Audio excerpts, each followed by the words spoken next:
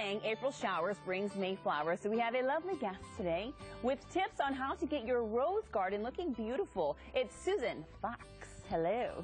Hi, I'm so glad to be with you today, Julie. Thanks for having me. I'm here representing Hometalk, and it's the largest home and garden social network, and it's where you can go to get any question answered, whether you're a professional or you're a novice. You just go to Hometalk and you put in the hashtag spring gardening and search, and you can get any answer to a question or any idea that you want about planting your new spring rose garden. Love it. And you were actually a Rosarian, which sounds pretty major. Yes.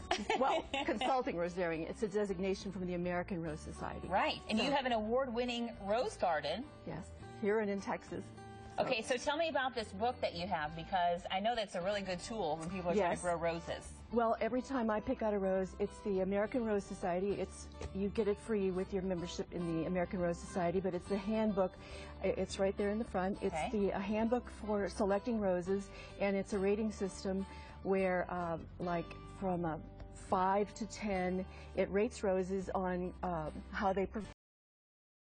That's the book that I wrote. Oh, actually, sorry. But it's the little one right next to it, the handbook for selecting roses. Yes, this one. And each rose is rated on how it performs, disease resistance, and it's a great way when you go shopping for roses to select a good rose. Okay, so what things do you need to consider before you start planting your rose garden? When you start this spring, when you want to put in your rose garden, you want to make sure that you have 6 to 8 hours of full sun. Okay. And then what's important to you? What do you want to do with your roses? Do you want to have roses for landscaping? Do you want to have roses that you do rose photography? Do you want to do rose accessorizing? People do lots of things with roses.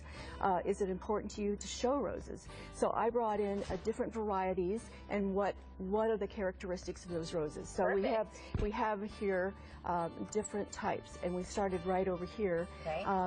With a rose that has really brought back and made roses so popular. Yes, you see, I have the little engraved rose label. Knockout. That's a pink knockout. That sounds like what should be in Chester's garden over there. Well, and you know, if you want easy and minimal care, and you notice I said minimal care because yes, I do. There's no such thing as a no care. I know that unless you have a plastic plant, you know, they're true. So that's a very easy care shrub rose, and this is the famous knockout rose. Well, the one in the very front is knockout. No, the one in the very front is a drift rose, and it's the same. It is the same grower that created the knockout, but that's your drift rose. Apricot drift is very popular right now. So go through these. Rose, about a minute left there. This is a hybrid tea, and this is a very popular rose, and its characteristic is a strong single stem rose, and I chose Fragrant Cloud because it's very, very famous for its fragrance. And this is a Floribunda, and they're very showy and they're compact with lots of blooms. Cute, okay. Okay, miniatures. You hear me talk about miniatures because they're great for container gardens and for companion plants. And I didn't bring in the potting soil because you wouldn't have time to pot it, but I wanted to show your viewing audience how you can make your own little container garden. This is a sweet potato plant, and you can take miniatures, classic reds, and you can just make your own little hanging miniature rose garden. This is for people who have a limited space. This is another container garden. So you can select miniature roses. So say you live in a condo. Oh, that's good. And just put it in like a little pot. That's perfect. So you can have a little miniature rose garden right on your patio. And then if you're accessorizing, you can dry your own roses.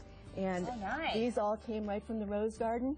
And this is a David Austin rose that I'll have with me always. Beautiful pictures, for sure. Yes. Love it. So these are all the you're full of ideas. She's like, can't stop saying ideas because she's so full of them. If you want to see all these spring gardening tips and more, head to hometalk.com and just search spring gardening and get her book. It's so good. Well, if you're planting a garden,